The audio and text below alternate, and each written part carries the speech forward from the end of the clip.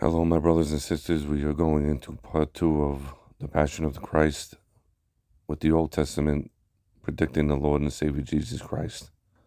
I hope you enjoy, I hope you watch, and I hope you give a thumbs up and subscribe to the channel.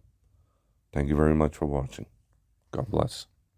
To Jerusalem, Jesus spent the first part of the Passover week preaching to the crowds, healing the sick, and confronting the Jewish priests in the courtyard of the temple. His miracles and message angered the religious leaders so much, they decided he must die. On Thursday morning, Jesus instructed his disciples to prepare a room in the city for a celebration of the Passover feast. That evening, during the meal, he offered his own prophecy of impending death and resurrection. During the Passover Seder meal, he took the bread and he broke it, and he prayed. Most people don't know what he prayed. And he prayed a Hebrew prayer that is being prayed until today. And he said, "Blessed are you, O Lord our God, King of the universe, who brings forth bread from the earth." And when he said, "I am the bread of life," and he said, "Take, eat." So he was prophesying to the disciples that he will be put to death and he will be in the grave, and God the Father will raise him up. "Blessed are you, O Lord our God, who brings forth bread from the earth," meaning his body will be in the earth and it will be resurrected. As the disciples shared in the rich symbolism of the Passover meal, only Jesus was aware that one of them planned to betray him. After this, Jesus was troubled in spirit and testified, "I tell you the truth. One of you is going to betray me, the one to whom I will give this piece of bread when I have dipped it in the dish." And he gave it to Judas Iscariot. Judas's betrayal was no surprise to Jesus, for it had been predicted by the prophet David 1,000 years before Christ broke bread with his disciples in the upper room. "My close friend, he who shared my bread has lifted up his heel against me."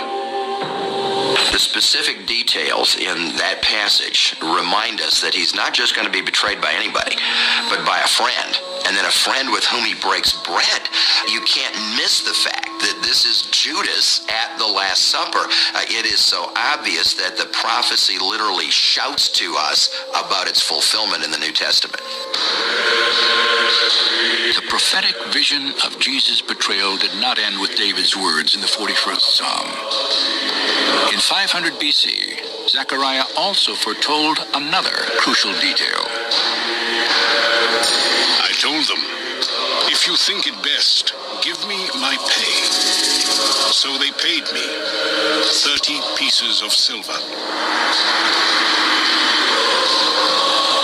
The fulfillment of Zechariah's prophecy occurred more than 5 centuries later and is recorded in Matthew's Gospel. Then Judas Iscariot went to the chief priests and asked, "What are you willing to give me if I betray him to you?" So they counted out for him 30 pieces of silver. The common slave price in the Old Testament was 20 pieces of silver.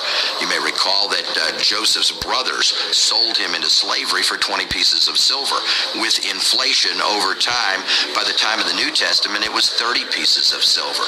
Jesus was betrayed for the price of nothing more than a common slave. For Zechariah in the Old Testament era to predict that it would be 30 pieces of silver, not 20, was contrary to the economics of the day. And yet it had prediction involved in it that it would be exactly that amount of money. Each detail tells us specifically what is going to happen so that when it occurs, it is obvious this is the fulfillment of it.